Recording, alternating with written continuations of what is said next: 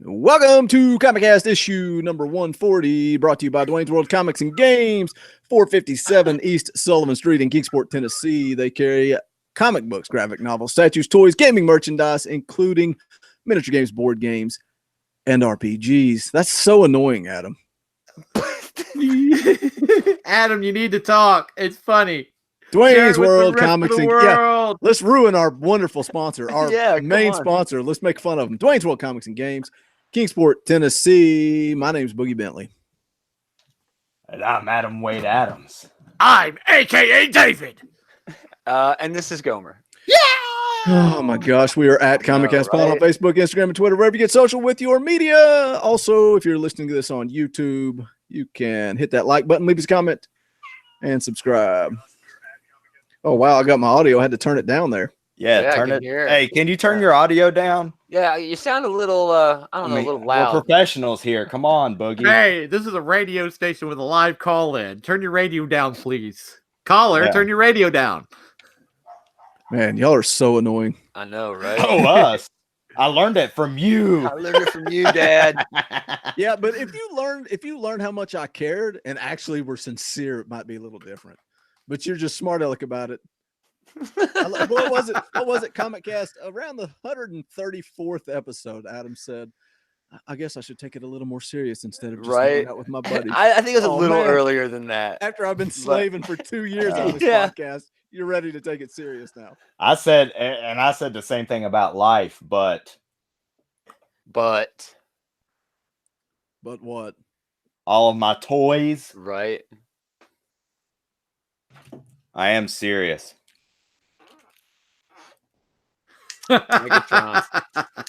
Well, this is a great start to the show. That's heroic. It's Megatron, man. I love Megatron as a toy because you're not allowed to legally sell a Megatron anymore in the United States. Yeah, That is the pistol. It's like, but if they call at all, because you can change it to the gun. Comics misexplained says my shirt is a Wolfpack shirt. ComicCast Wolfpack. What? For life, bro. For life. I do have the Elite back here though. But look at this gun though. Look if my gosh, really? It's rad, dude. No, but look at it. Look at like if someone they'd be like, man, that's a terrible gun. I mean, yeah, well, duh. It's falling apart. It doesn't shoot anything. Like the joints are so loose on this thing, man. I mean, are you gonna wait for like an intruder to come into your crib and be like, "I've got a Megatron, a G1 Megatron"? Dude, no F with me, burglar. It would stop him. He'd be like, what? Dude, is that Megatron? Yeah, he'd probably be like, I want that too. I'm gonna steal that too. Like, you like Transformers? All the accessories. Yeah, right. That's the big part of that gun, having all the accessories. I love it. Is this what Adam's movie podcast is going to be like? It is. It's going to be him. Look at my toys. That's what Adam's movie podcast is going to be like. I don't know. I might. Man, you're on fire today. He is. I ain't taking no guff. No guff. No lip. No whatsoever. None. No, thank you. What's going on in the world that we could talk about? Do we want to should have put it on deodorant? Dude, it's Endgame this week. How about that? Yeah. The beginning of the end. The end is here. How much? I'll always try to like check all the spoilers and see. I've already seen all the spoilers. I should not have seen the spoilers. To the point where I feel bad about seeing the spoilers. I mean, pretty much. There was 4.5 minutes leaked of video with audio, and I watched that. And something happened in that 4.5 minutes that I truly regret seeing. It was extensive, which we're not going to talk about. We're not going to talk about, but I regret seeing it. So tell me, what did you think of in that video when? Dude, I'm serious. Don't play with that. I was at lunch at work just talking about the fact that there were spoilers, and some dude threatened to call HR on me. What? Yes. He was like, "You guys can't talk in-game spoilers." Yeah, I'm down here in the customer service department. I got a guy to tell me the end of Endgame, and we got a real problem. I mean, I don't blame him. You know, what are you going to be terminated for it? I mean, I'm sure not, but still, that's funny. That's a big deal, man. It's kind of sad. When you start a new job as during your HR, why were you terminated from your last employer? I gave in-game spoilers. Spoilers. Well, you could never. Yeah, I wouldn't hire that dude either. Dude, I wouldn't hire that guy. Do you know how much of a news story you could get out of that, though? That you were fired from somewhere because you talked in-game spoilers? It would be viral, yeah. I would much rather have a job, but yeah, it would be viral. Just tell them you'll be live streaming on the S&B Network. Exactly. Thanks. Exactly. We'll talk about it on S&B. But yeah, I'm excited for the movie. I'm excited. I want to talk about what we expect, but if you guys have seen spoilers, can you really do that? I know, I cannot.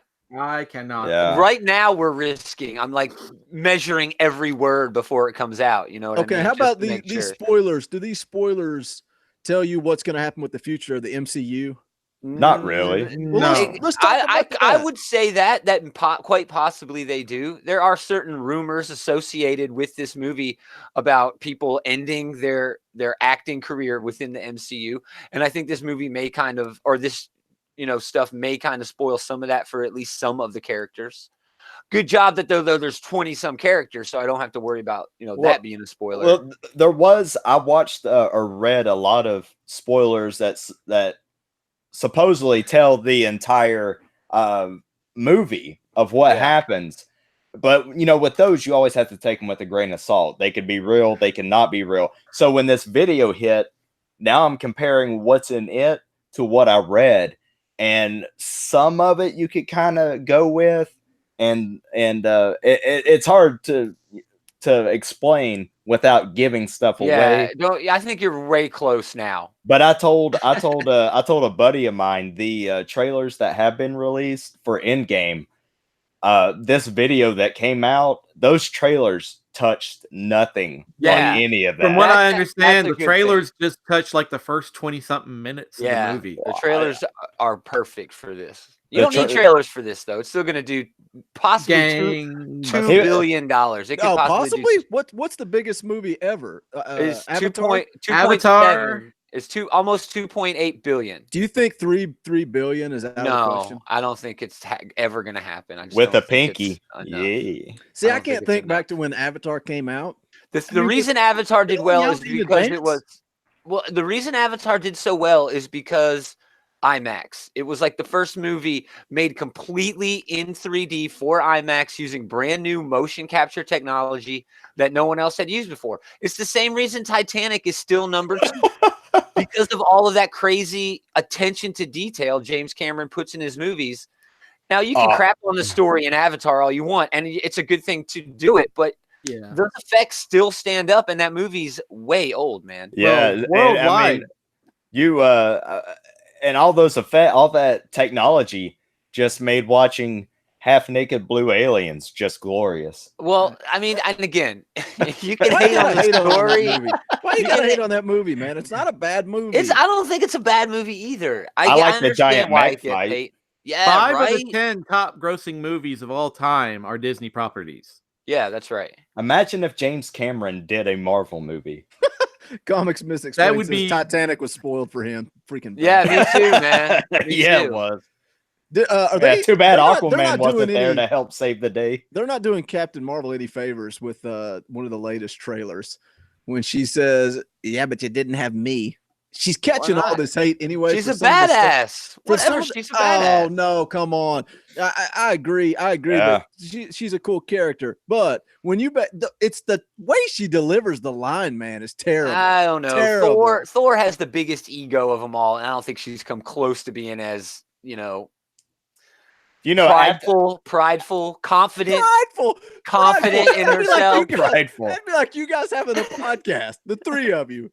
And then you're like, man, for some reason, we're only getting 200 downloads. And then I'm like, because you didn't have me. I mean, come on. There were some podcasts out there that could have used you guys. Do you know what they should have said? But you don't have ray beams that come out of your arms, Boogie. Yeah. If you did. Yet. We're still working on it. I pull those downloads, bro. I pull those downloads. Thrashjaw says we don't look anything like he expected. I don't know if that's a good thing or a bad thing, but thanks for tuning in. We got 6 in the live chat. Do us a favor, jump over, smash that like button. Awesome. Thanks, Thrashjaws. Yes, thank you. You must be an audio listener only. I got a or wait a minute. Is Comics Misexplained? Are you saying come on? Shamoon. He must come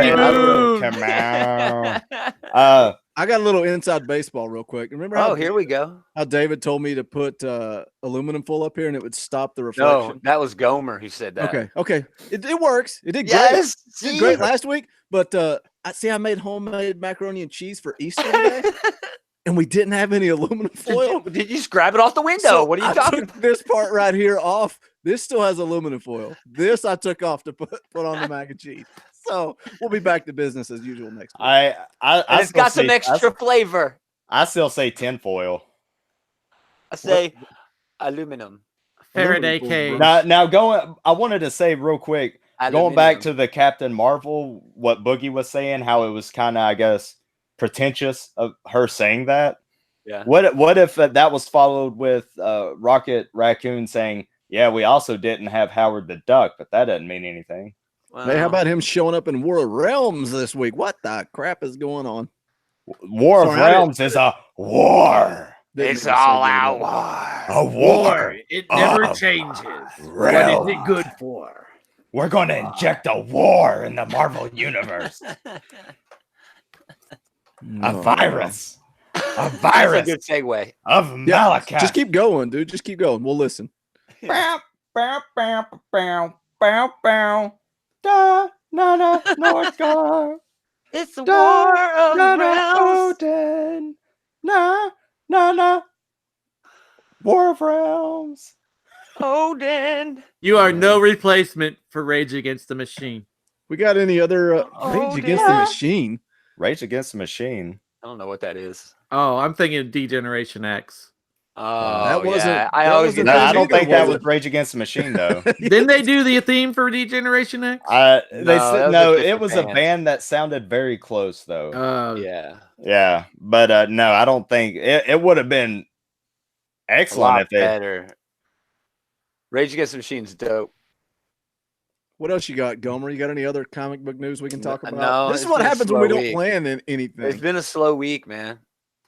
Oh, Oh, well, I mean, if Adam Gomer got it. doesn't Well, have let me anything, jump right in here. did anybody talk about or anybody check out the latest Doom Patrol episodes? oh man. Have you not figured No. out that we don't watch it every time? Tune in to the Adam Show I on the love- S&B All Network. right. I love the group. Comics. message. I love the group ComicCast message. I'm like, in guys, motion. Dustin Rhodes is wrestling Cody Rhodes. I'm so excited. And Adam's like, finally watched the last 2 episodes of Doom Patrol. Yeah, Okay. because I'm excited about Oh, comic that's book dope. shows. Yeah, don't worry about what Not I the said in the message. AEW. This is not Yeah. your wrestling That's podcast fine that if has you not said come it to first. fruition yet. Okay, go ahead. Let's talk about Doom Patrol. Doom Patrol. Oh, that's Eli Thrashjaws in the Well, this last episode, they introduced an obscure, Hi, Eli. hi Eli, an obscure DC villain known as the Beard Hunter. That's cool, man. Did you know that Dustin Rhodes was going to wrestle Cody Rhodes at Double or Nothing? I can't wait. It's going to be great, man. Cody Rhodes, right here. All right, tell me more about AEW. What No, else? go Who ahead, else man. is signed? I'm sorry. AEW is delicious. My joke's done. AEW. Is that with H Vanilla, David? Yes, it is. This might be the worst podcast in the history of ComicCast. Or No, it's just the I best was talking- podcast. I was talking about Doom Patrol, a comic book that's in a TV show form, and we jumped to wrestling. So Motion let's comic. talk about wrestling. It's not a motion Joke. comic. Quit calling it that. Joke. It's a motion comic. I hate that. No, TV shows based on comics are not a motion comic. Yes, it is. It works. no, it's not. It can be. Let's go to the chat. Do you agree that Yeah, that course comic not. book based animated shows and movies are motion comics? Let us know in the chat. Shut up, Adam. Shut up. You shut up, Boogie. Who's Boogie? Yeah, I don't know that. Oh, I see how we are. Split personalities. Well, Wade Adams is not Adam Wade Adams. all this whole time. What? You had me fooled. What? What? All right, anyway, Beard Hunter. It's a I've never heard of that character before. look him Beard up. Hunter. He is Is he hunting weird. beards? Yes. No way. His gist is that he has a hormone deficiency that allows him or does not allow him to grow a beard, So he hunts down people with beards, Punisher style, and takes their beard. So he's like, he can't hit puberty, I guess? Kinda. It's all his it- pubes. you're If excited he- about this? take He is. beard from No. you naughty This is some of my favorite comic book. I don't know if you want to call it a trope Really? or The dude who anything. doesn't have pubes. A trope. Is goofy powers. Yeah, hold on. Like A trope. Mystery Men. The old dude doesn't grow pubes trope. So Hey. is he an incel? Oh no. What was the book where what was the book where people could stop time when they orgasm?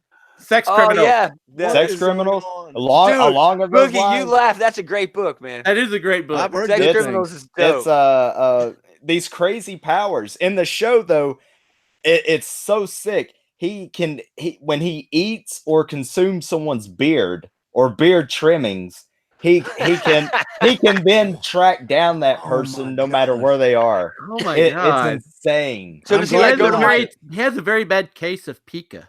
So is he like gonna go to the bathroom and like lick your sink to try to figure out where you're Yes, at? that's what he does. You know the little long claw grabber thing that people use. He sticks that down the drain, picks up a clump of drain scum, and eats it.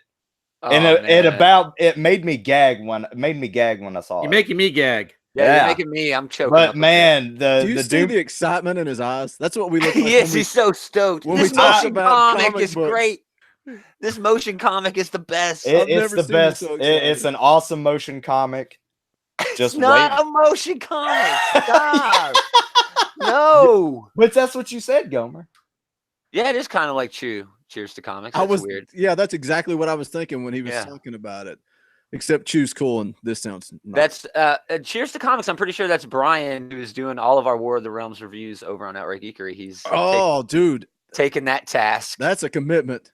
Dude, That is a it's an commitment. investment. What are you talking about? I can't afford to read all of War of the What Realms. do you mean? Outright Geekery doesn't pay for that for him? Come Come on. Don't put any ideas in these guys' heads.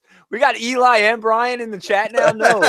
Wait, you pay He was for all the hoping- books I read? You don't pay for their books? This is weird. No. This is awkward, guys. I do pull all those downloads though, so Yeah, right. I'm Brett. If we're the Oh. Heart Foundation, I'm Brett. Yeah. what is that? A fat joke?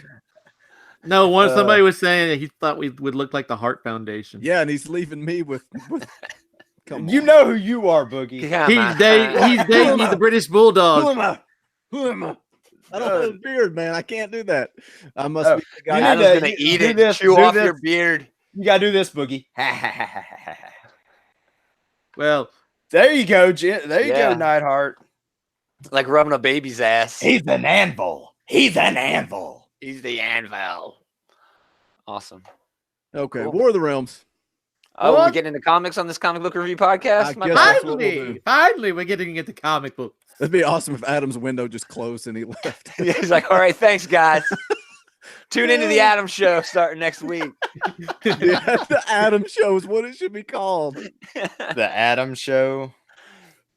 That's terrible. You should look it up on Google and see if it's already taken. If it's not, I'm disappointed. The Adam Show. All right, David, take it over. Take it away, bro. War of the Realms number 2. Let me bring up my notes while I talk in a very announcer-like voice. While David pulls up his notes. We got 7 in the chat, guys. Do us a favor, jump over and smash the like button. Let's War pat of the it. Realms, Or issue just- 2, or The just click it, Midgar you know. Massacre. Jason Aaron is the writer. Russell Dedramon is the artist. Matthew Wilson's on the colors. And VC's Joe Sabino on letters. Thank you, Joe. It's not Joey C. Sabino. You sound like a fool when you say it the wrong way. I'm sorry. Joey Sabino. You sound like a fool. I was thinking of Biff. I was thinking of old man Biff. Oh, okay, I get it now. Yeah. All right, there's a lot going on in this issue. This is like probably the only War of the Realms book I'm going to be picking up anyways, so I'm glad that it didn't jump to like events that happened after the first War of the Realms where they split off into like the different tie-in books. So I'm happy that we're still fighting in New York City. We start off in Greenwich Village, where the Sorcerer Supreme, Dr. Strange, is trying to evacuate millions of people from the streets by bringing them into the secret sanctorium. You know, Jane Foster's there. We got a floating talking dog. We got floating snakes directing people to go into the sanctorium. Side note: has anybody been reading Doctor Strange? No, Mark Wade's Doctor Strange? Yeah, because man, Donny Cates did some fun stuff with the dog, but I was surprised to see it. I wonder if Mark Wade's just was ignored during it. that event though, wasn't it?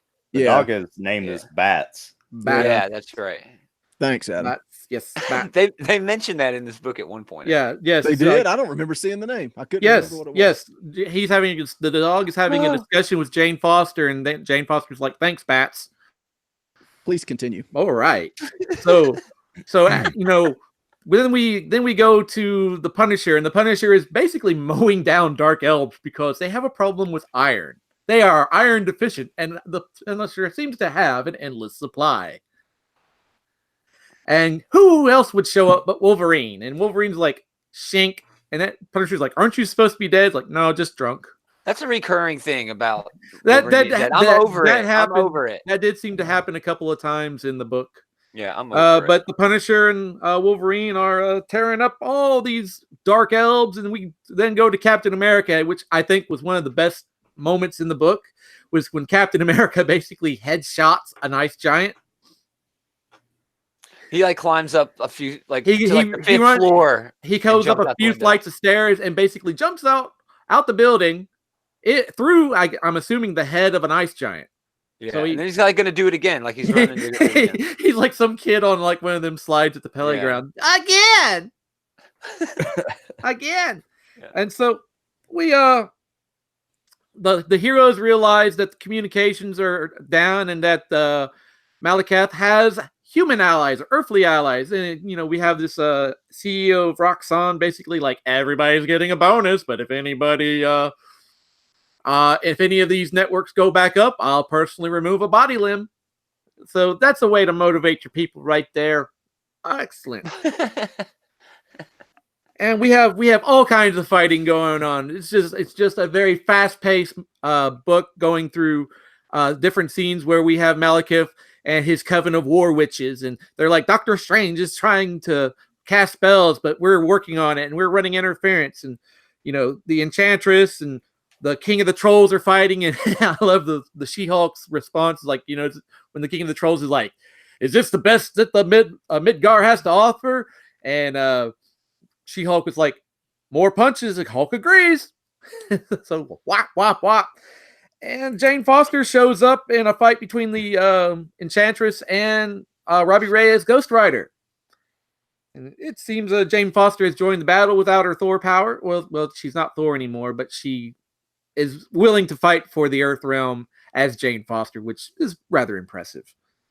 All right. Yeah. Moving on is the heroes of Earth are fighting a losing battle when all of a sudden, who should show up but Odin? And, you know, there's the ride of the Valkyries, you know, as a host of Valkyries on their Pegasus or Pegasi. As the immigrant song plays. That's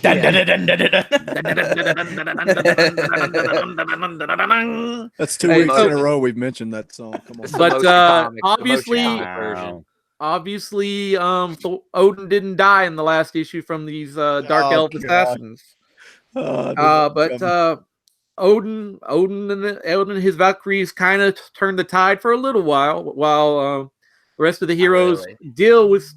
You know, they give them a bit of breathing room to deal with some of these other issues.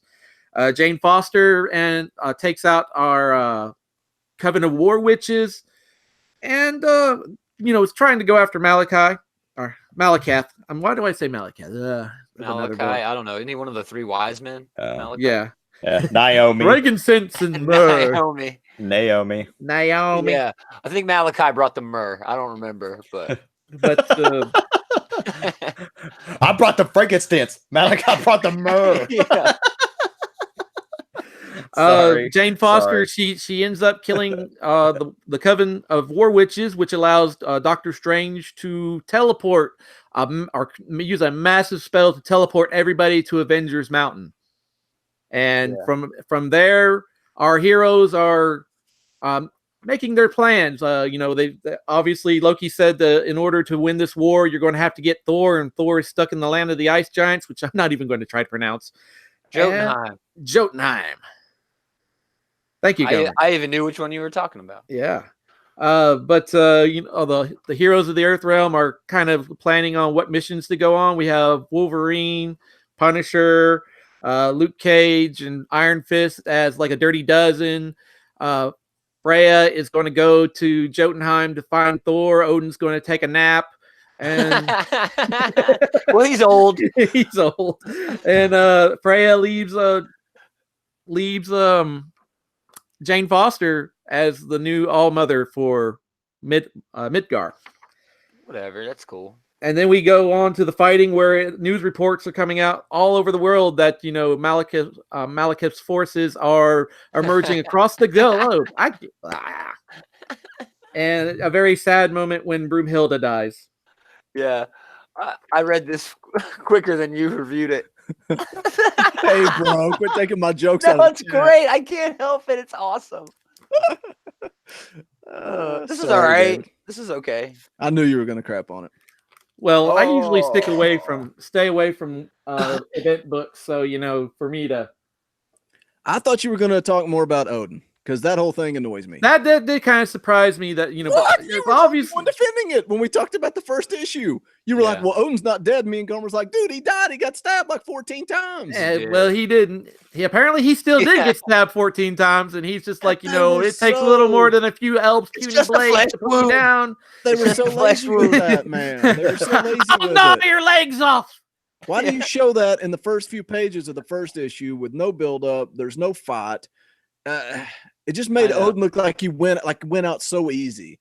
And I get it, you're bringing him back in this second issue. But the thing about that is, he was supposed to come back and it was supposed to be all triumphant, his return here. And it's like his dying in the first issue kind of eclipsed that. You know what I mean? It was like, oh, well, what the heck? Why is Odin pointless? back? Just don't even put that in the beginning of the first book. Just have Odin come in the second issue. Yeah. And it would have been fine. Check out this cover I got, though. Yeah. Yeah. This cover, I thought it looked cool. And then after reading this book, which I will not spoil why, but it made me sad. Oh, what? Don't be sad. So confused. Don't be sad, Adam. Don't be sad. Sad, Adam. I actually like this event. I do. This issue was a lot like the first issue, like I talked about. It's bouncing around, but not as much. I didn't think this was bouncing around as much. You kind of, like David said, everybody's there together in the same fight. I saw some people complaining because Thor's not really in it. But I like that Thor's off doing his own thing. And what was it? Thor number 12 came out this week. I wanted to read that. I didn't read it. It didn't come in at Dwayne's. I'm going to pick it up when he gets it in, just to see if it's just him fighting off frost giants the whole time. I don't know, but I like later in the issue when his mom's like, "F this, I'm going to save Thor, whether you go or not. I'm going." I did, even though I complained about Odin, I like the 2-page layout where he comes riding in all his glory. Yeah, it was pretty. I like the exchange between Captain America and Captain Marvel. Captain Marvel's like, if there's going to be fighting, I'd rather be fighting in the trenches here on Earth. And Captain America's like, I can think of no better captain to run the war effort here on the home front. It's because you didn't have me. Because you didn't have me. Because you didn't have Howard the Duck. Yeah. I do like the Duck. The timing of the announcement with Jane Foster Valkyrie comic book that's coming out, and then she's so heavy in this issue. Yeah, she's the new all mother of Midgar. I'm cool that they're still pushing her. I'm cool with everything going on in this. I don't know. It hasn't grasped me. All right, they tried to do like a large scale thing here, where there's attacking from everybody. There's elves in Australia. There's fire giants in Shanghai. There's ghosts in Brazil. I don't know. They said a bunch of crap. But then they're just so focused on getting people out of New York. And I get it. They want to build that sort of emergency. There's an emergency. Let's get these people to safety. But it didn't work for me because it's like, man, you got people everywhere. What about people in Bristol and in Nashville? Yeah. We're dying, cats bro. and dogs living together. Or Oregon. Mass hysteria. Yeah, what about people in Oregon? Yeah. So yeah, man, I get it, but dogs and cats living together. It's almost like it's too big for itself. You know what I mean? they're saying it's got this huge scope, but where is everything else going on? Hey, Where Gaumer, tell them stuff? about the Twinkie. Yeah, the Twinkie. It's a big Twinkie. That's a big Twinkie. It's a huge Twinkie. And they might get to that in some of the tie-ins. You know what I mean? They might get to that world aspect because they do have like where it's like an all Asian character team. That might be something, but who's eating ice? Is that David? No, it's David. God, come on, bro. Eating a slushy or something. Welcome to the new podcast game show. Name that sound. Yeah, that's right. The tie-ins is where the stories are really taking place. You know what I mean? And that's kind of a bummer in a way. I guess what you'd want to call the street level stories, not the overall. There's so many tie-ins though. There's so many. Like based on what you said, what about Nashville? What about Tennessee? Yeah. You know, the smaller places. Like we'll get into it, but the Punisher story, it's great. Kind of hit like that. It was a smaller scope of what it was doing. So, what tie-ins are you talking about? Are you talking about like Thor and Avengers? I'm not sure. The thing about it is there's just so many that I'm not sure what they're going to really focus on. But I'm sure that some of them could at least focus on some of the bigger picture stuff going down. You know, I'm sure one of the books, like David said, is going to be like the team that goes and tries to get the Black Bifrost. There's going to be another team that goes and finds Thor. But there's so many tie-ins. There's going to be people going all over the globe defending Earth from. Yeah, see, because what I try to do is jump into what looks cool. And I threw Journey into Mystery, and then we're going to get into War Scrolls here in just a second. And the main reason I went with War Scrolls is because it was pitched that Jason Aaron is telling it. And Andrea Sorrentino, what? Yeah, okay, yeah, for 1 out of the 4 stories. Yeah, so it was enough for me. Yeah, well, give me. I'm with you, man. I'm with you. About War Scrolls, and then we'll full circle to this conversation. Yeah. So this is 4 stories from, in the words of Adam Wade, Adams, a slew of creators. A cornucopia, if you will. Like I said, most notably the Daredevil story from Jason Aaron, Andrea Sorrentino. But these extra stories, the Warriors 3, Wolverine and Punisher, and Howard the Duck, I was not expecting that at all. But Chip Zdarsky, Joe Quinones on that, and I could go through all these creators, but I'm not going to. And this is what I was kind of getting at. This was like an annual. It wasn't what I would call a tie-in that it could have added to the story. But the main Daredevil story was cool. That's what I wanted to see, and that's what you guys were just talking about. It's what's going on, like Adam said, on the street level. Yeah, and I wanted more of that. You know, we see this whole big evasion that's taking place in the event, and we see it from the viewpoint of Daredevil, and then also Wilson Fisk, and we see Daredevil fighting these frost giants, and he says he's taking up the sword of Heimdall. Is that how you say it? Yeah, but.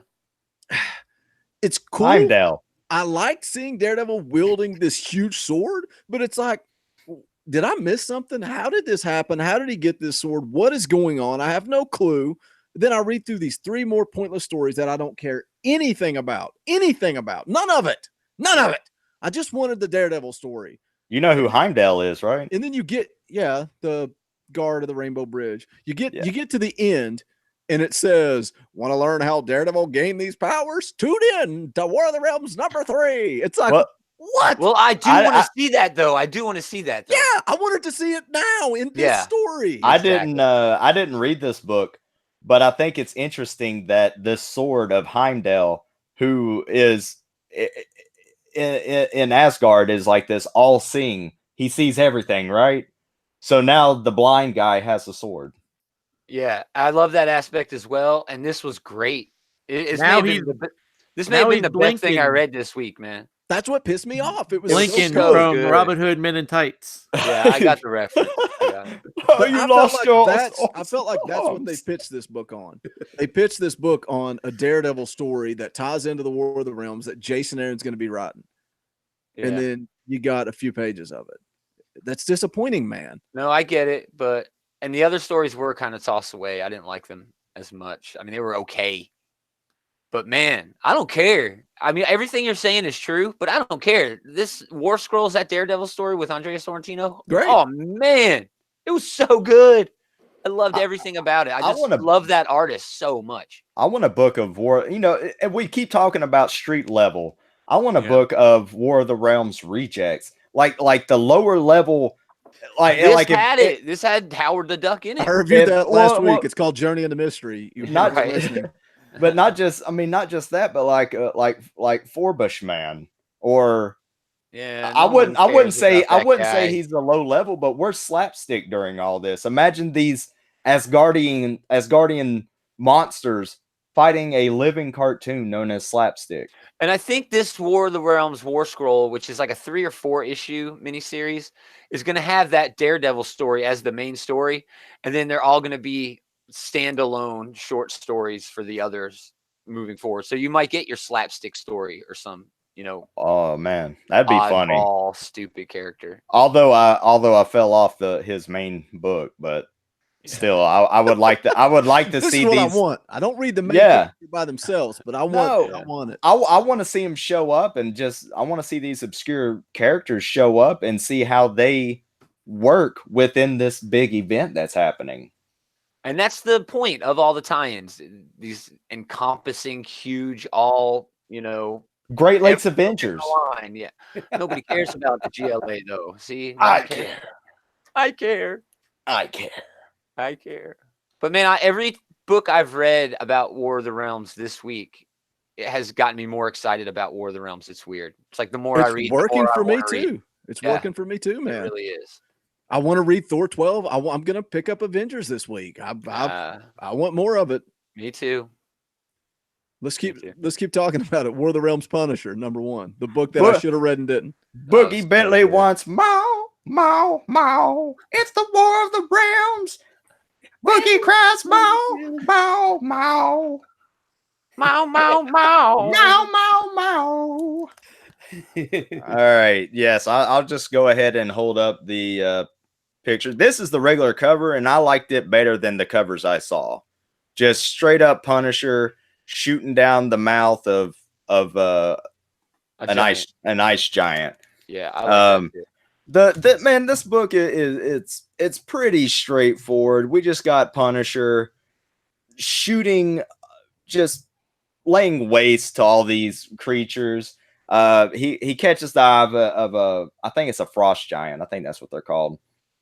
And a fight ensues where he uses his Frank Castle tactics, if you will, to not, just lay waste to this frost giant with a flaming car blowing up in the giant's face and everything. It's awesome.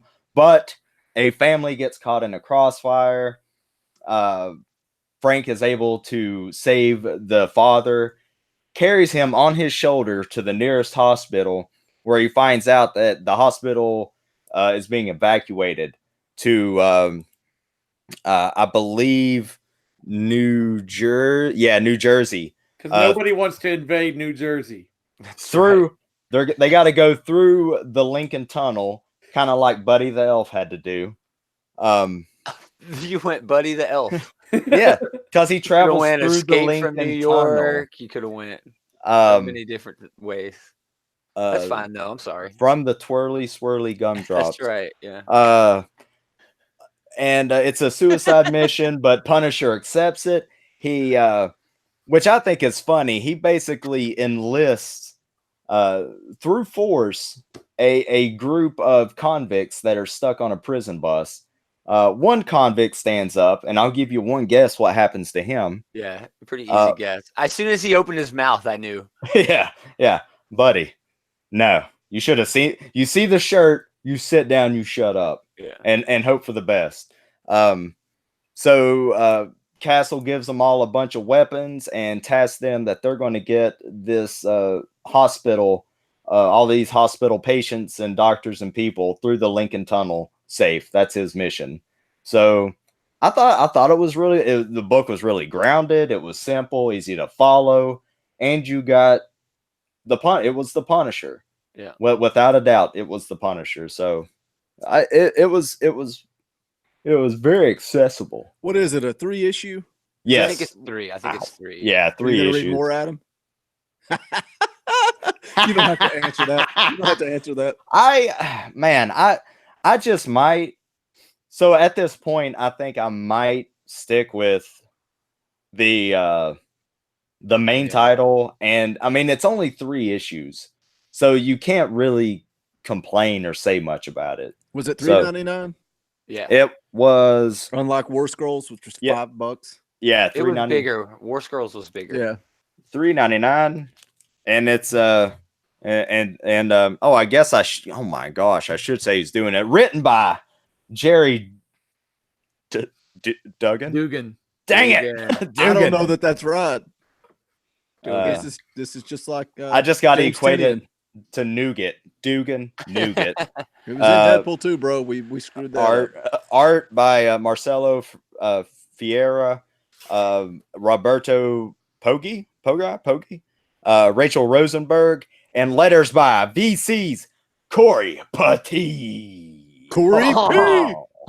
We couldn't Oh, read T. the book without you, Corey. Thank you, Yeah, I Corey. love this. I love this book, man. It was great.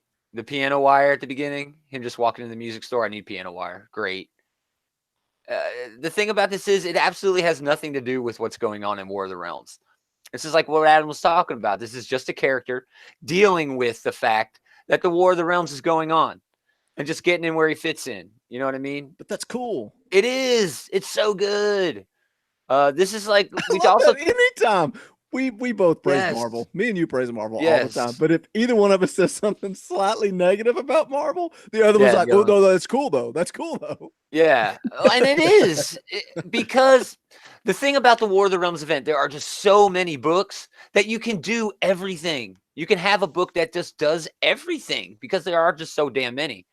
And this is an example of that, you know, just Punisher being Frank Castle, man. I love it. You know, he's going to murder all these criminals by the end of the series, right? You know, he's going to do that. I put dollars to donuts. You think some will try to escape and he'll No, shoot them? No, or- I think they're safer with Frank. With the war going on, I think they're safer in a group. But when it's over and they're safe, Frank's just going to murder them. I would if I was Frank. What's the War of the Realms release schedule? Every other week? Yes, every other week. But then there's like 5 tie-ins most every week. That's to keep Moving you forward. fresh. Keep it fresh. I think, isn't Fantastic Four this week? I think it Everything is ties in. tying in eventually. Not dude. everything. Just not everything. about, man. Even Venom. And Donny Cates is moving off of Venom for 3 issues so they can tie in. Yeah. Crazy. It's crazy. And that's Who a would've good thing and a thought? bad thing. But damn it, I don't want to read a lot of these books. I just laugh because we all complained about it. All of us complained And about I don't it. want to read them, but I'm like, damn, these are pretty good. Yeah, Maybe yeah, I now can I read want more to. of them. So backwards. Damn so it. backwards. Man, what are we?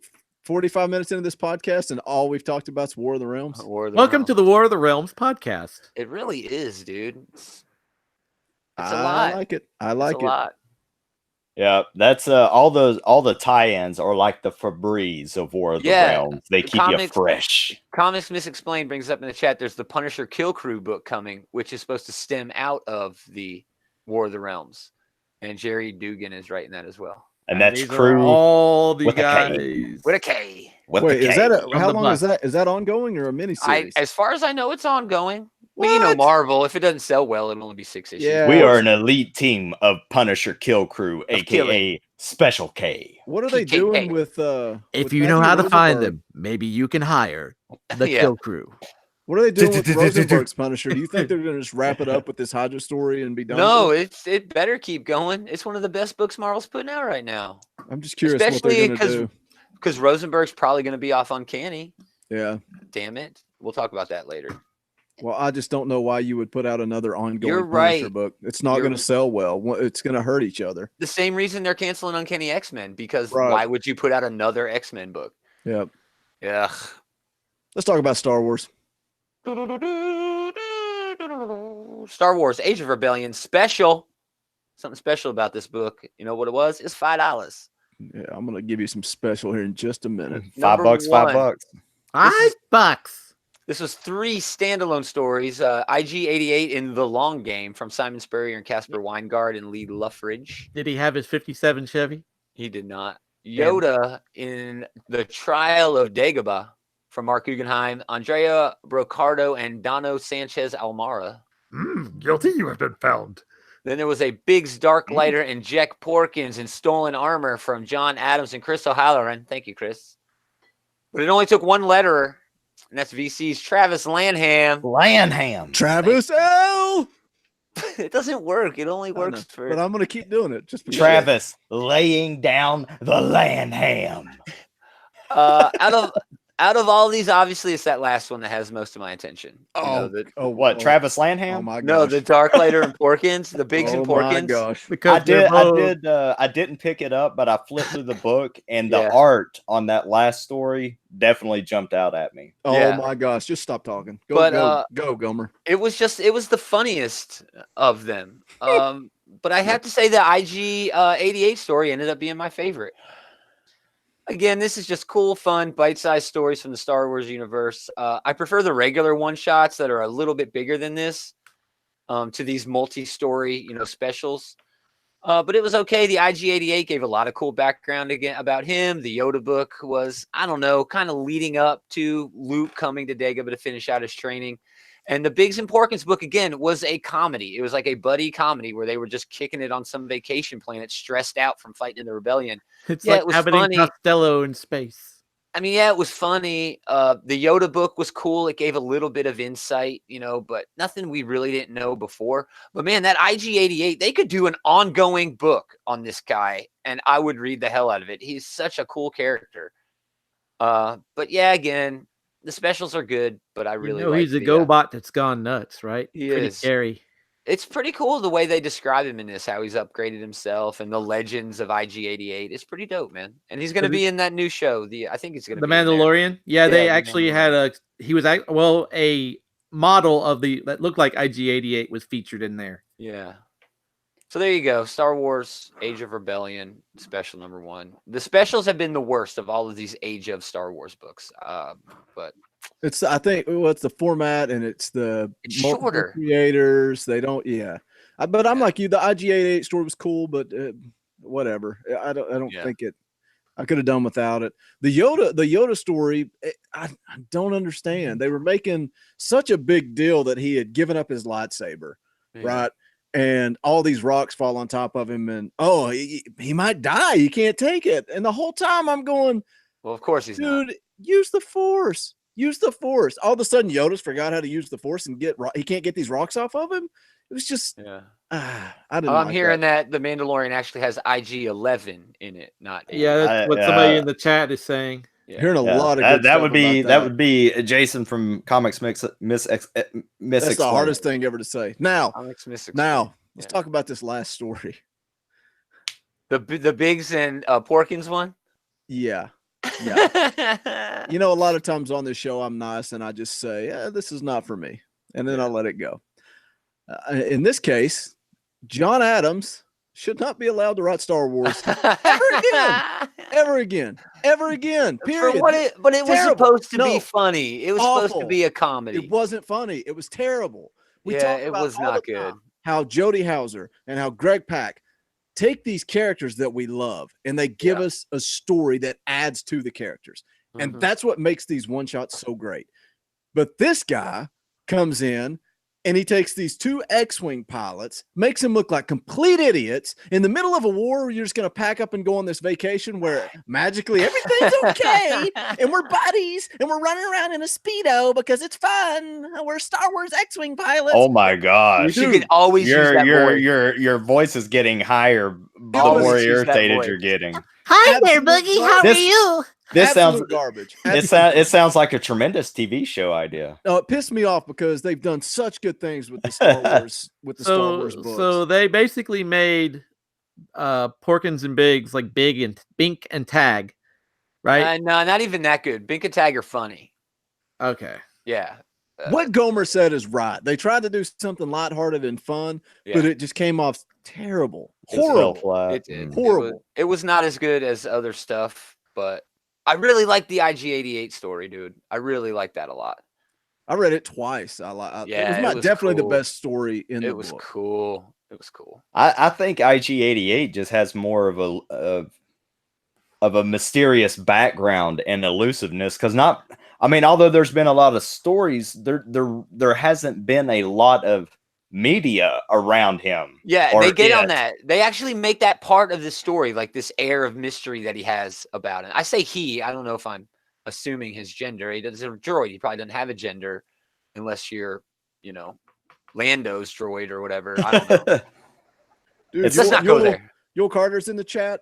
Everybody listen. Go check out Yul's podcast. You can find it on YouTube under Fantastic Comics, and learn how he recovered over $100,000 worth of stolen comics out in Berkeley, California. Cool story. Go check it out. While we're doing shout outs, if you haven't checked out Comics Misexplained, go over there, check him out as well. Yeah. And subscribe. And I just jumped over and subscribed to Cheers to Comics podcast as well. Yeah, go over there, show them some love.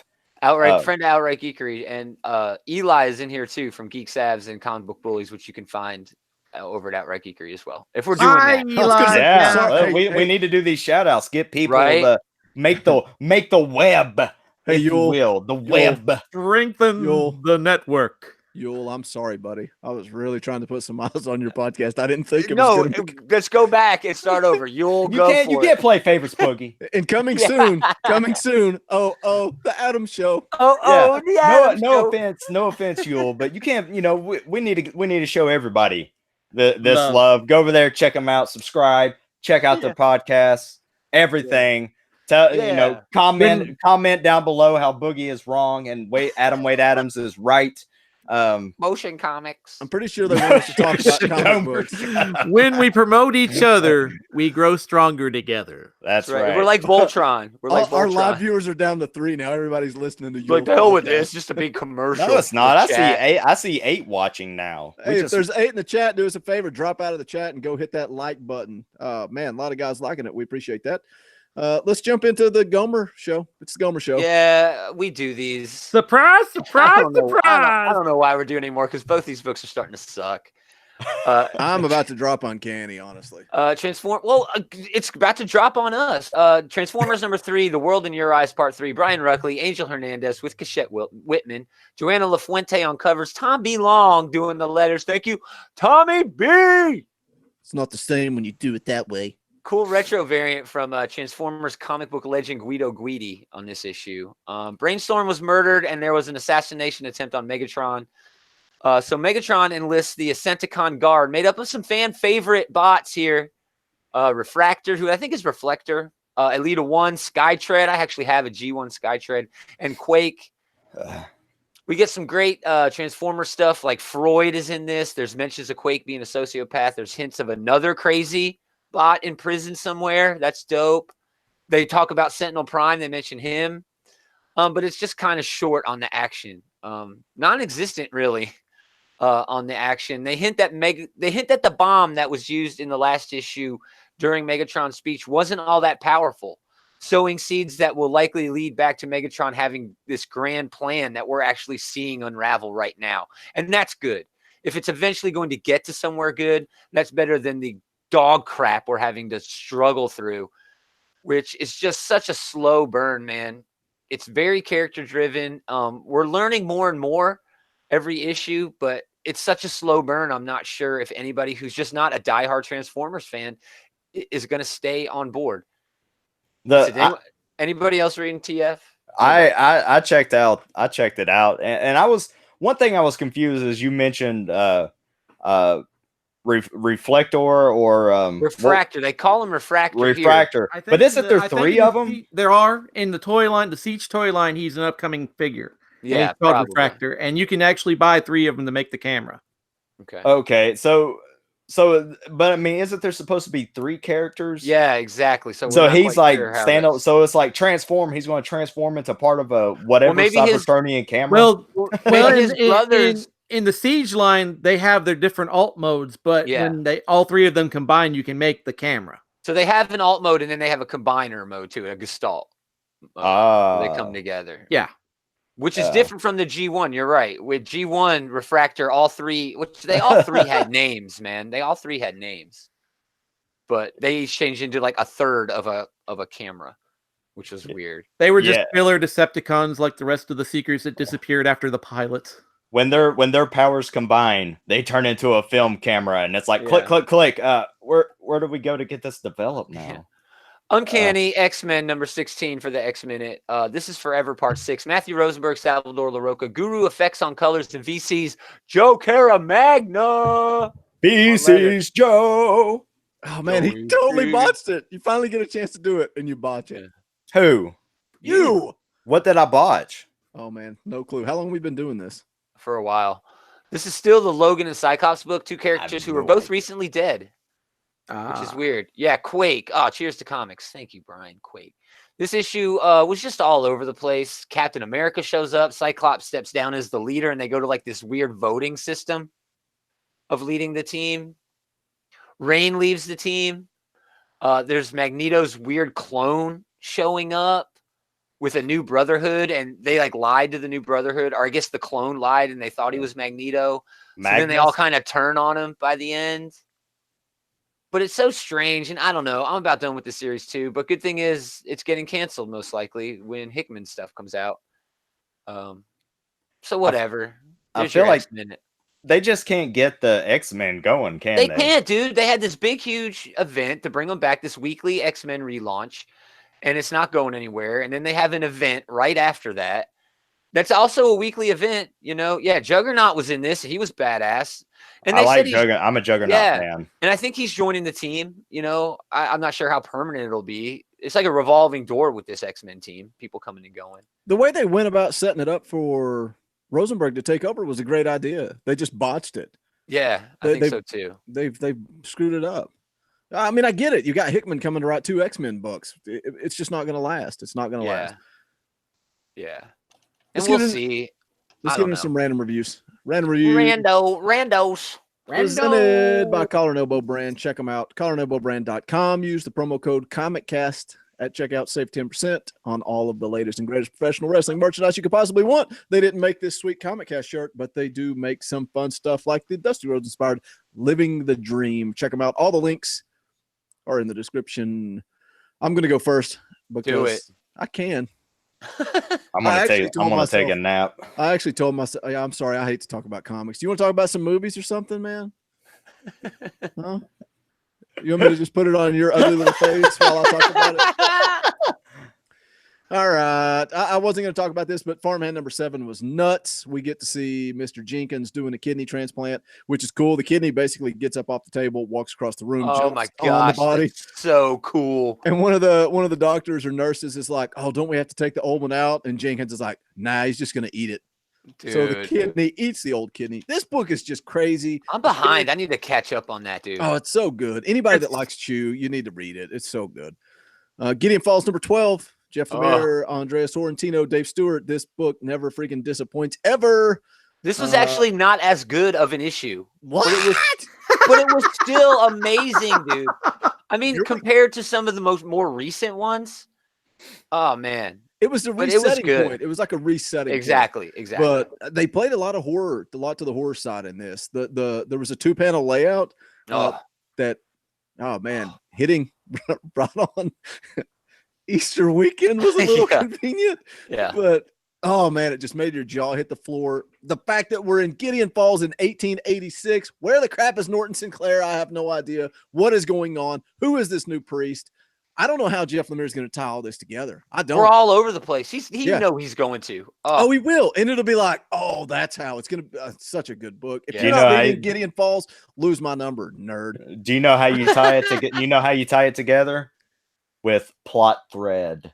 Oh, nice. American Carnage, number 6, DC's Vertigo line. Brian No Hill, sell. Leandro Fernandez, Dean White. This is so good. And I know if you don't like this, I understand this type of story is not for everybody. It's very political. It's full of hot button topics, but the storytelling just keeps bringing me back every month. And we've got this former FBI agent who's been undercover with this. I hate the word or the phrase alt-right. I hate it. I don't like it.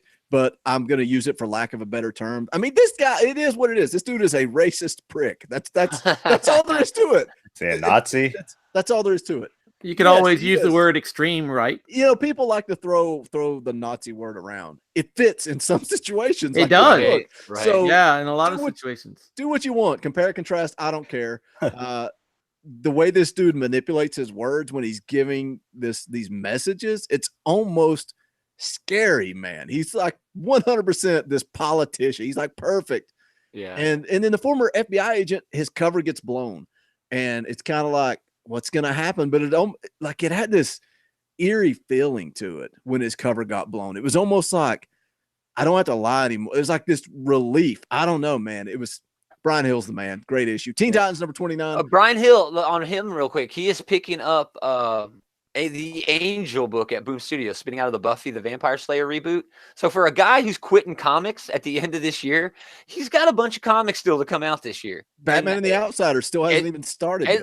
Oh, man. So, yeah, for a dude who's quitting the business, he's really working his ass off. Comics Mist Explained says, really hope American Carnage becomes a TV show. It would be great TV, but it would need to be on something like HBO. They could put it on FX, I think, man. Something like that. It would be so much better on HBO and just go freaking balls to the wall, 100 mile an hour. Would be so great. Nice. Did you Speaking read of HBO, did you read American Carnage number 6, Gomer? I'm behind. I'm behind from the last arc. Teen It Titans ended with 5. Sorry. number 29, part 3 of the Terminus. I'll catch up, Boogie. I promise. We'll talk about it in a month or two. Yeah. What else? You need to get caught up on other stuff too, man. What's your Dude, problem? I'm so far behind on so many things. Teen Titans number 29. This is the crossover with Deathstroke and Teen Titans, and I haven't really talked a lot about it. It's because it's just kind of been okay. It's just there. I just read it because my daughter's reading it, so whatever. But the cool part about this whole story, it kind of goes back to what we talked about with Batman and the Joker, and Batman being judge, jury, executioner. Just kill the Joker, and it's all over with. Yeah, and this is kind of similar. Robin's got this secret prison underneath the Teen Titans base, and Kid Flash discovers it, and that's where Deathstroke's at. And Deathstroke's basically like, you got to kill me. That's what you have to do. If you want to end this, you got to kill me. And Damian has spent 3 issues of this story debating it and contemplating it. And you know he's not going to kill him, but I love the dynamic. What I hate about this book is you got Damian Wayne and Red Arrow, and they're great characters, and I love the way they interact with each other. Most of the other characters suck, and they might as well be non-existent. Kid Flash is cool, and he comes and goes, but the rest of the characters just suck, and that takes away from this book. What about Lobo's daughter? Because this is the book she debuted in, right? And they're doing nothing with her. Well, they had her come out as gay, and there you go. hashtag Me Too moment in this book. Sure. So that's cool. Okay. It was like the Riri thing. She walks to the door and's like, oh, I like you. No, I like you. And then makes out with the girl. It's like, oh, well, think about that. I'm going to walk away now. They haven't really gotten back to that in Champions. What the heck? I'm still reading What the Champions. heck? Come on. I'll just drop it there because I know you guys have a lot of Marvel books. David, what'd you read this week? Alrighty. I'm going to start off with Assassination number 2. The surviving 10 assassins are going through like their little like first kill history. We have an exchange between the boss man and like the number 2 assassin, just talking about like who could it be if we've eliminated half the possible suspects, the remaining 10 or the remaining 9, not counting himself, or one responsible for killing the number 2 assassin's husband.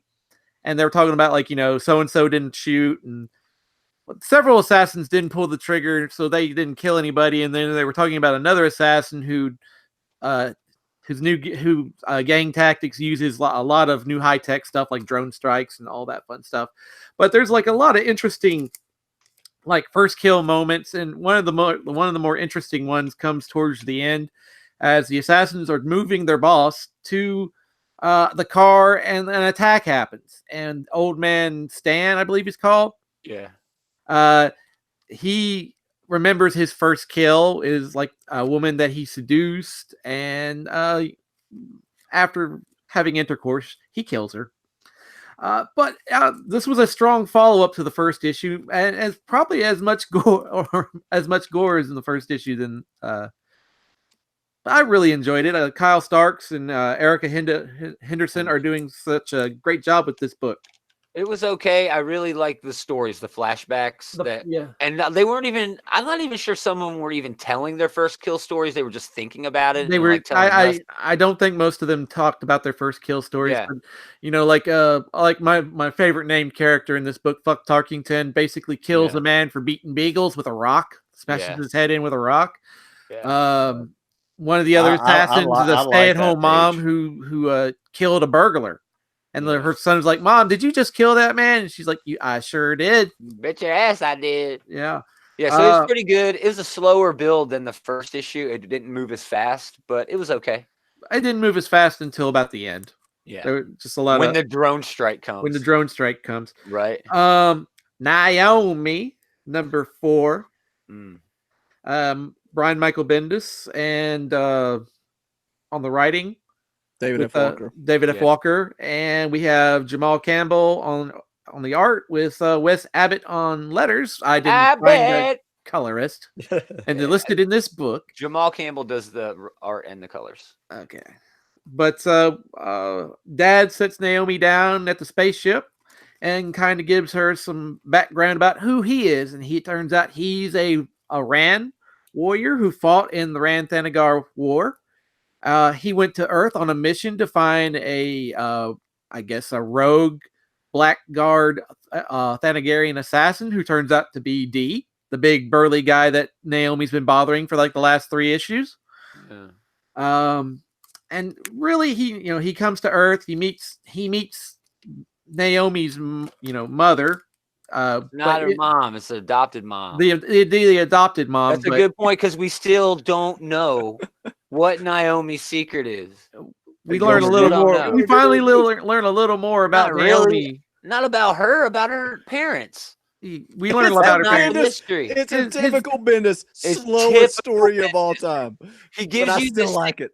He's like, okay, I've got this secret, and throughout the series, I'm going to tell you this secret. But then he's like, but I've got this other secret too. Let me tell you that one first. Yeah, but this secret. Let me tell you that one first. It's like, shut up, dude. This book is like a layer of onion layers. You have to peel back one, peel back another, and then there's another layer. Yeah. And we finally get an explanation about Dad. We finally get an explanation about Mom. We finally get an explanation about D. And then we finally, in the telling of the story, we finally have an idea about where an inkling about where Naomi came from. Because I'm not 100% sure, but isn't the thing that the woman that brought Naomi to Earth and killed, wasn't that like a White Lantern emerald? It was not. It's similar, but no, it is okay. Not. So I was saying you're done, Gomer. I'm done with Naomi. There's only 2 issues left. Yeah, I'm done. Yeah, I'm done. Wait, whoa! 2 issues left. It's a 6-issue miniseries. What? I thought it was ongoing. I'm so disappointed. She's going to join Young Justice. That's going to be the ongoing. And then Brian Michael Bendis is going to put his toys back in his toy box. That's right. Give it to somebody else. Mm-hmm. I'm sorry, man. It's too Bendis for me, man. It's way too Bendis. Shout out to Leroy. Way too Bendis. Leroy!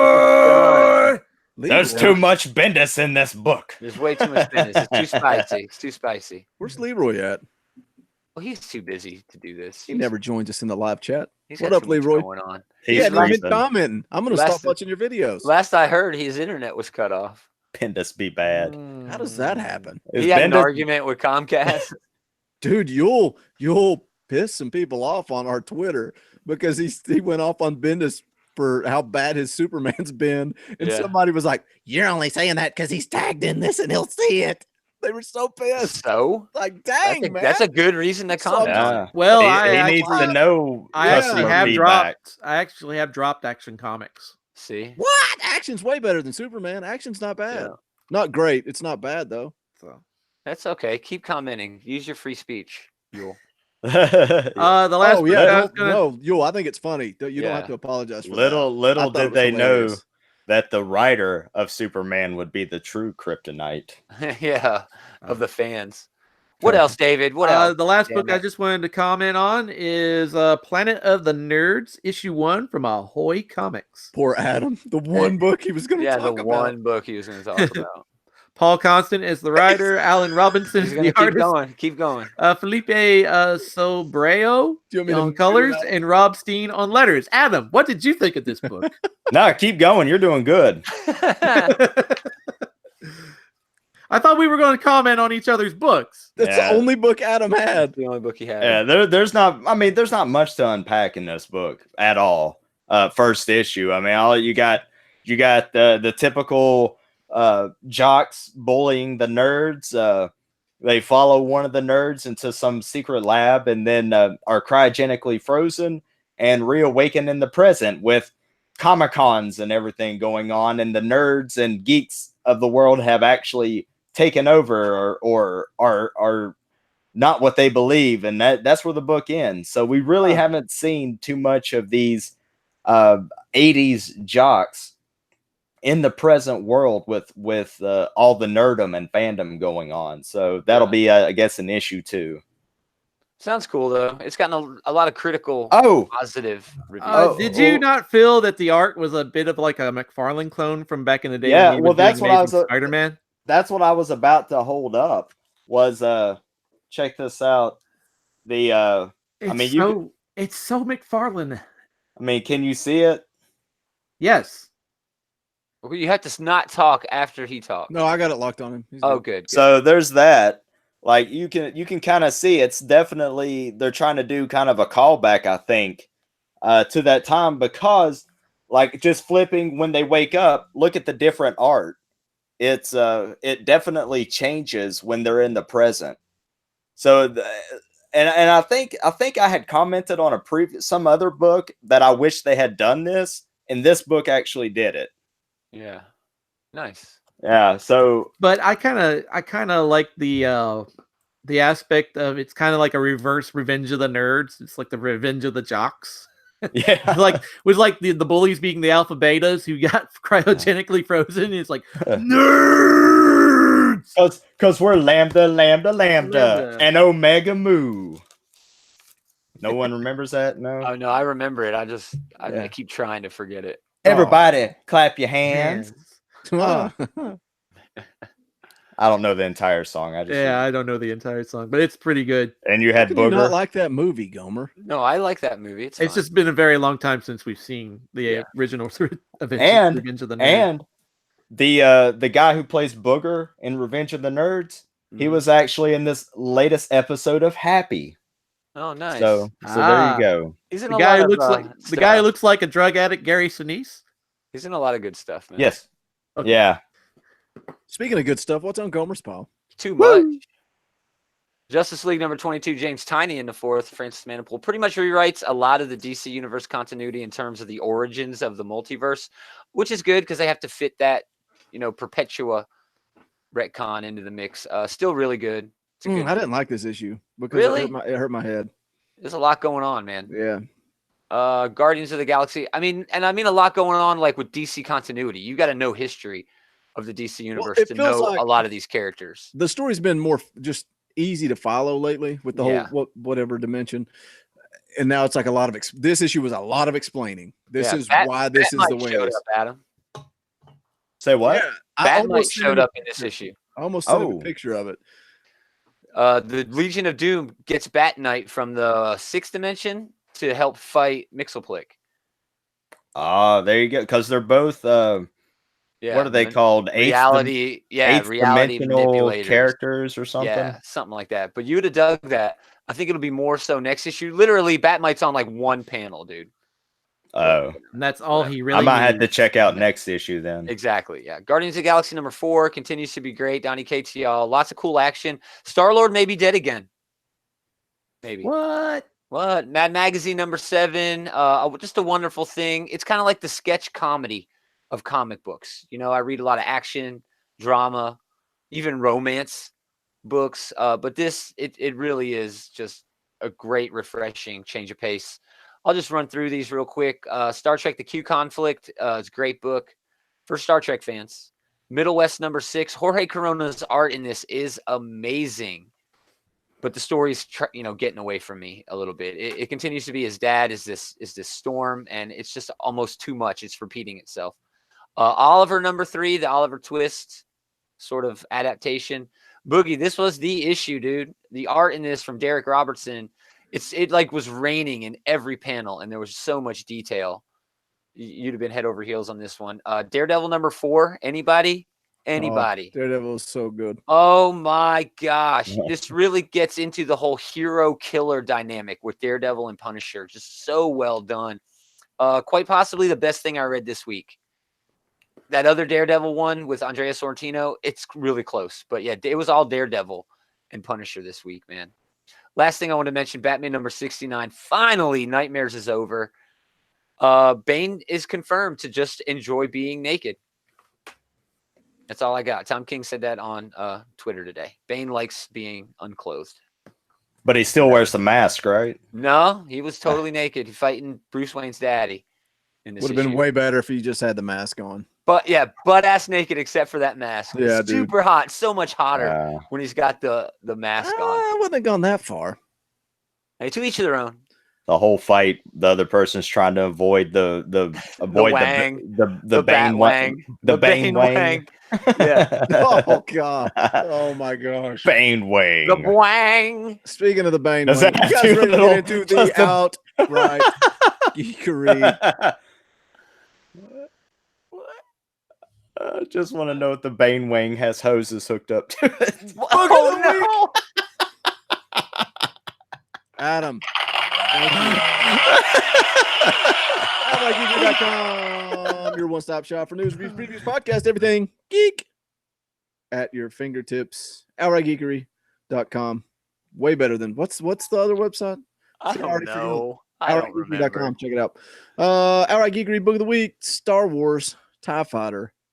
Number 1, written by Jody Hauser, art by, I don't know how to say this, Rogue Antonio and I Michael said Roger. Dowling. I think it's Roger. French. Yeah, there Roger. you go. Roger. And I think the second artist was in the second story.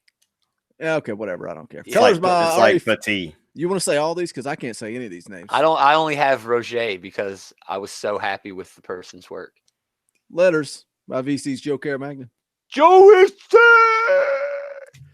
So this is the Shadow Falls Part 1 of a 5-issue miniseries, which takes place shortly after the Empire's victory at the Battle of Hoth. I thought it was pretty interesting that they released this companion novel to go along with this book called Alphabet Squadron. But that story, it focuses on the Rebels' perspective of this entire thing. I think that's a great idea to do with a comic series. It's a novel, right? The companion piece is like a novel, but it's like everything that we saw at the end of this, everything that leads up to the Rebel side of the end of this. The companion story? I don't know the exact. Yeah, I think that's what it is. It's just the Rebels' perspective of this exact event. Like them taking over. Are we going to spoil what happens? They like take over a Star Destroyer. Yeah, I mean, I think that's what's going on. It's So either that's the Rebels what we'll taking see. over or that it's some mercenary groups taking it over. So we'll get that story. The Rebels taking over. I don't know Star that you're going to see them take over. You're going to see them on that I destroyer. love that, dude. I would That love is it if it was a comic book. Give me 2 comic books. I don't want to read a novel. Nobody's going to read the novel. Nobody's reading that. Yeah. And anybody that reads the novel isn't reading this comic book. You drop Well, the... maybe they will, maybe, but the other way around, hell no. No, dude. Is it a graphic novel or just words novel? No, It's just just words, bro. It's like you can't believe it. Like just words. Well, it's like, well, this had pictures. Why doesn't the other have pictures? What a great idea to do if it was 2 comic books. Yeah, man, so close to a good idea. Anyways, this book, this comic book, not the words book, we follow along with Squadron 5, Shadow Wing, a group of TIE fighter pilots who receive orders to accompany a maintenance crew to some system, I don't know how to say it, where a Star Destroyer, this Star Destroyer is having hyperdrive issues. But really all that really happens in this first issue is Jody Hauser is trying to establish this group of characters. You've got 2 of them that are in a relationship. You got one that's freaking Captain Marvel in a Star Wars book. She's got something up her ass. You didn't have me. She is so pissy. And I'm sure we'll explore that and figure out what it is. But then you've got this leader, this squadron leader, who apparently sacrifices his pilots in order to save himself. Isn't like the Imperio Credo was a commander anyways? Yeah. But honestly, that's it. That's the most that you got out of this is an introduction to the characters, Not a lot of action other than a couple of pages. They were amazing pages, though, man. Yeah. Oh, it's okay. See, here we go fussing at each other again. I loved it. The backup story, the cliffhanger to me was confusing. I didn't know what was going on in that backup story. I didn't know what she had. I don't know what that was. I think that was like a communicator. I'm not sure what it was either. But it really didn't make sense.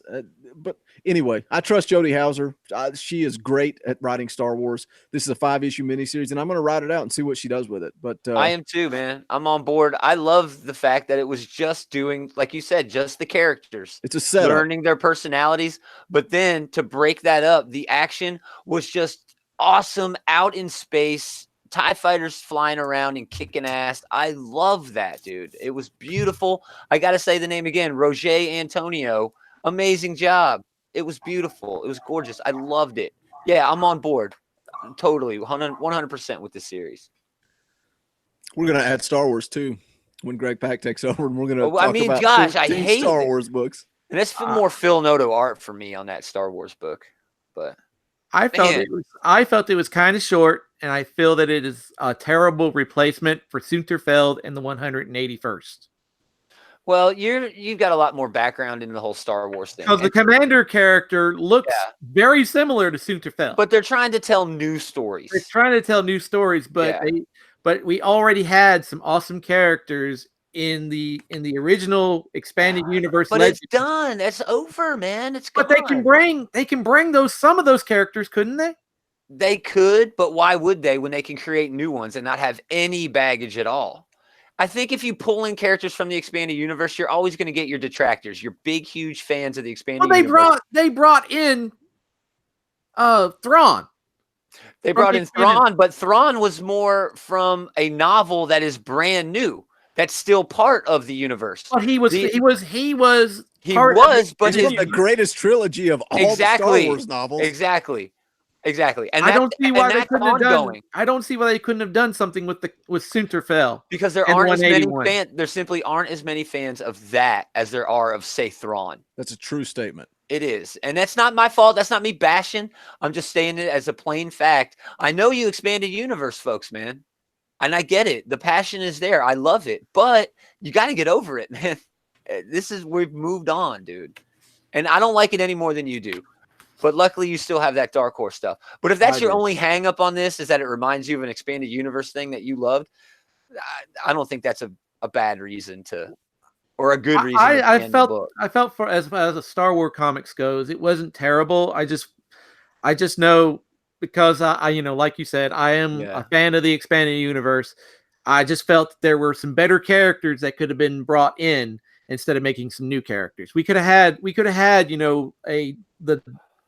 But why let those creators, right, the creators that created these characters that you love, why give them so much credence and credibility when their stories are over? And the boss, not these creators, the boss said that their stories are over.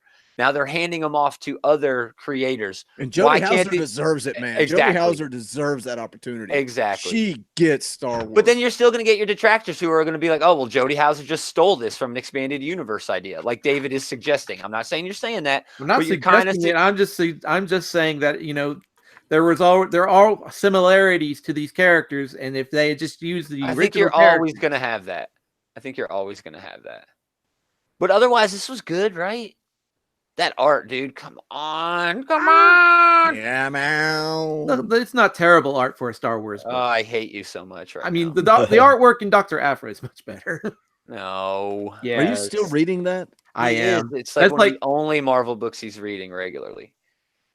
Yeah. And Dr. Aphra is supposed to be ending sometime soon, apparently. Adam's just now reading it right now for the first time. Yeah, Adam's like, it's been pretty good. No, I'm trying to figure out what Gaumer's talking about. I'm going back and like what did I miss? There's like at the beginning and at the end. It's the only it's like a total of like 5 pages. Yeah, out of the 20 pages. It's the rest is them talking. Talk. Yep. Yeah, you we're on this fighter Imperial. carrier. Adam, show the art on the first couple of pages. Yeah, but show that fight. Imperial talk. But show those pages Better where be they're out careful in not to space. say anything bad about the Emperor. I mean, I guess. Because it's beautiful. That looks great, man. It's amazing. Okay, and then all right, that's the. So I guess, and here's the people. Yeah, I love that too. That looks great too. I didn't like the art. Oh wow, really? Yeah. I thought you were going to complain about the action, which I'm on board with. I can see that. Yeah. Yeah, there wasn't enough action. But I know why she was doing it. She was establishing characters. But when you're getting a 5-issue miniseries called Star Wars TIE Fighter, you're expecting to see some TIE fighters fighting, not just a couple of pages. All right, That's fair. Middle of the book, right here. Okay, 1 to be continued.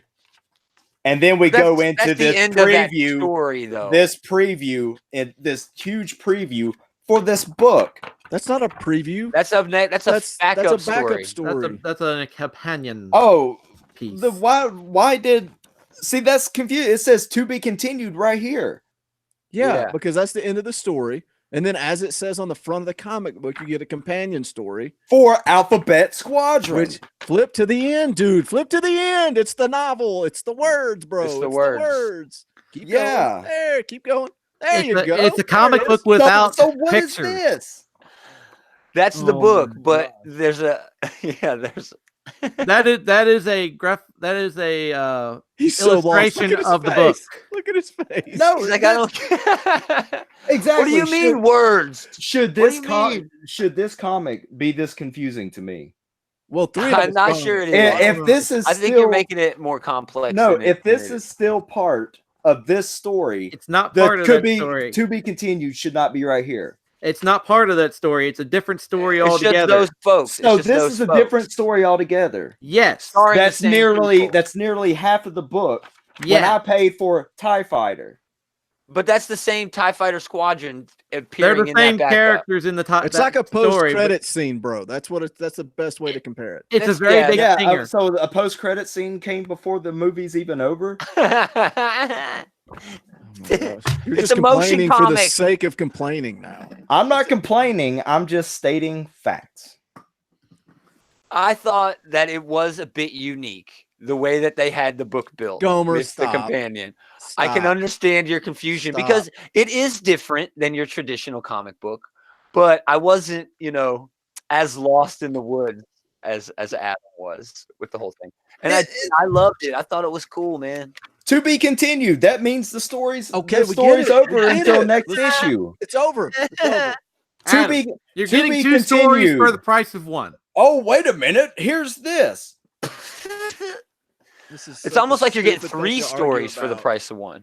So you're telling me that these 2 pages is the only thing about Alphabet Squadron in this book? No, the novel in the back is the only thing about Alphabet That's Squadron. That's what he was showing on the screen. This. Oh, my bad. Yeah. Is about Alphabet Squadron. The novel, yeah. That nobody's going to read. So this should have been I read in the front of the book. It should have been Eurobrush. And there's an ad for Alphabet Squadron. There's an ad for Alphabet Squadron. Right, what I'm saying is, let's move on. Let's get over this. It's like we were rambling about something that doesn't really matter. Okay, that's moving on. What do you think of the book? It was all right. I mean, I'm not the strongest in Star Wars lore at all. All I could think of is when like the fighting, I just thought of the TIE Fighter sound as it was. Yeah, you were flying the book around in your den, weren't you? In the bathroom. Yeah, and then that's even better. And then at the middle of it was just too many words introducing the characters, and but that was those fine. Characters are quite compelling, man. One of them keeps referring to the Republic, accidentally. There's division there. There's It's conflict. Well, I thought the main thing I thought was interesting was you had the older, I think it was a lady, an older lady, Grandma. They call her grandma, grandmother. and she would refer to like the old ways, like she would call them separatists and things like that. And so I thought that was cool, getting the different generation. That Clone Wars is still continuing. Of that, because usually when you see the Empire, it's all like one level, like everyone's about the same age, everyone's fighting for the Empire, and everybody is 100% behind the Empire. Yeah. And it's not as black and white. There's a little bit of gray there. And but I like the perspective. You get generations. They're in the Empire, true. and it's like when countries go to war. It's like, look at World War II. You don't think there were good people fighting for Germany? Sure. There were good people, and they were fighting for their country because that's where they were born. Exactly. And it's like, man, so many of these World War II documentaries, you hear these U.S. soldiers, and they're like, wonder who that guy was. You know, what if he had grown up on my street? We probably would have been buddies. We probably would have went fishing together. You know, it's just, and it's neat to see these soldiers on the Empire side, and that they're just normal people, and you know, they believe in the Empire. They think they're fighting on the right side. That's why I think it would be so cool to have the rebel side in a comic book form instead of this novel. To have the companion. But I want to see true characters and not tropes. That's what I'm hoping we don't like. Before I even pick this book up, I'm already assuming that someone on this TIE Fighter squadron is actually a rebel or something. That's what I'm. Is a rebel spy, or is going to like become a rebel? No, is a rebel. Now I could see it going the other way, where a person becomes a rebel because of some, shady things the Empire does or something. But kind of like Finn. Okay. Like how he kind of changed over after he was seeing everything. Sure. You want me to rate it, Boogie? Yeah, go for it. $3.99, man. I love this. Wow. I'm on board. On board. David? $2.99. Not bad. Respectable. Yeah. You going last, Boogie? Yeah, I'll go last. All right, I'll rate it $1.99. Oh, we're all over the place. You know what? Boogie gets to decide. No, I'm going to stick to my guns because I put in my notes, so I'd stick to it. I put $1.99. Wow. And that's because I'm rating it on what this issue was. Enjoyment for this issue, not what I think Jody Houser can do. Just as a single standalone issue, it was kind of like, okay, $1.99. That's fair. New Comic Book Day, April 24th, 2019. David, give me one book. What are you excited about? What are you picking up? That's not on your list. That's not on the poll. Not on the poll. If I can get a hold of it, The Queen of Bad Dreams. Nice. Number 1. While we're running through these guys in the chat, what are you excited about this week? Yeah. What are you guys picking up? Screaming out there. Adam, what's a book you're looking forward to this week? I don't even know if I can get it, but the preview for Achilles Inc. number 1 from Source Point Press sounds pretty interesting. So I might, if they have it, I might grab that. Nice. Gaumer. There's 2 Star Trek books next week. Year 5, number 1, and Waypoint Special 2019. 2 books I'm looking forward to that aren't on the poll. I am looking forward to Ghost Tree number 1 from IDW. Nice. And I don't even know who the YouTuber was. All the drama with going to Japan and the tree, and listen, it's a well-known Logan Paul. Yeah, there you go. It's a well-known thing, man. There's this park that people in Japan, the suicide forest. Yeah, the suicide rate is high, and this book is intriguing, man. It sounds good. It sounds good. I hope we'll all read it and maybe talk about it. Honestly, the selection of books for next week is just crazy. It's gold, man. 3-hour live stream. It might be. There's a lot of buffet next week. Yeah. A slew, if you will. A cornucopia. Book of the week poll. Oh, I didn't even. Oh yeah, a crap ton. Book of the week poll. I'm going first. Thanos, number 1. Thanos is dead. Executed by the deadliest assassin in the galaxy, Howard the Duck. Gamora. I like this, man. Before the relationship came to a bloody end, how did it begin? Find out in this all new miniseries by Teenie Howard. and an artist whose name I'm not going to try. Parental advisory? Really? What? On a Marvel book? Oh my! Is that the truth? We're That Punisher probably book had blood probably in going it. to see a Thanos wing. We could have Oh, not gone there, gosh. but Thanos Fang, number 1. Fangwos. Teenie Howard, I want to see what she can do with this character. Fun. Adam, what do you got on the poll? You know what Thanos says about all the cornucopia books coming out next week? Half of them are gone. I'm putting on the poll from Valiant Entertainment, Punk Mambo #1 by Cullen Bunn, Adam Gorham, and Daniel Brereton. Punk Mambo is a hard-living voodoo priestess who grew up in London, then relocated to the bayou.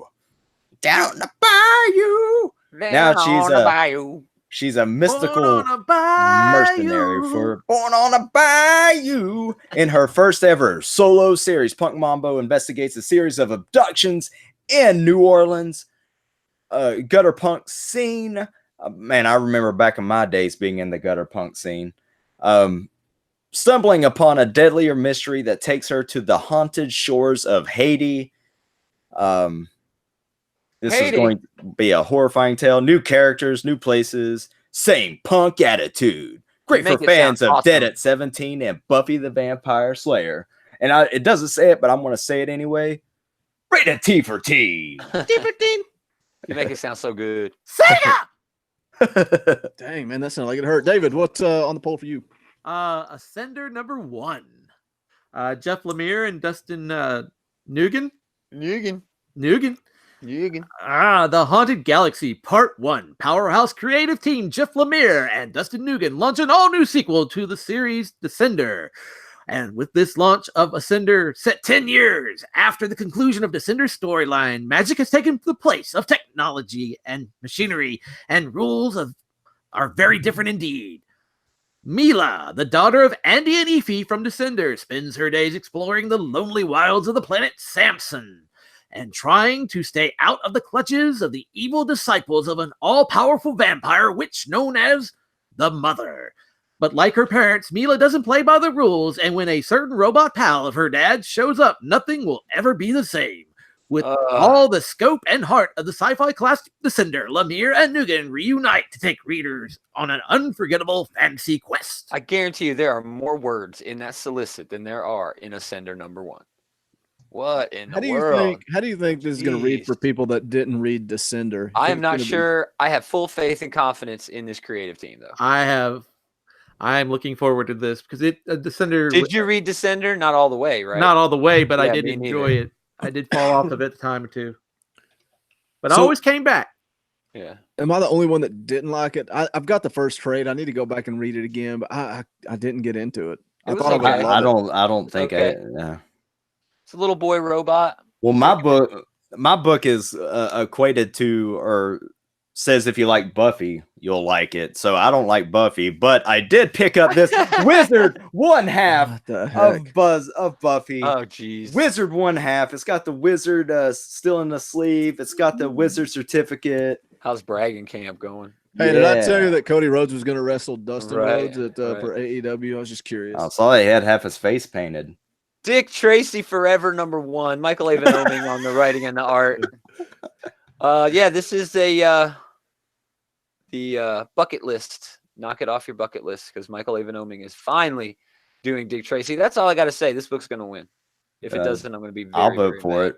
I'm voting for it. You know what those villains are going to do? They're going to rub them out. They're going to rub you out, Dick Tracy. Get him, Dick Tracy. I'm so excited. Tracy. Oh, man. Come in, Tracy. That's Dick gonna wrap Tracy. up Come in, Tracy. ComicCast issue number 140. Adam, where can they find you on the Twitter machine? They can find me at Come in, Tracy. Come in, Dick Tracy. Adam Wade Adams. Gomer. I am at Gomer. David. I am at _ aka David _. I am at Boogie Bentley. If you're in the Tri-Cities area, be sure to hit up Dwayne's World Comics and Games, and we will see you guys right back here on the S&B Network next Sunday afternoon. Bye, Adam.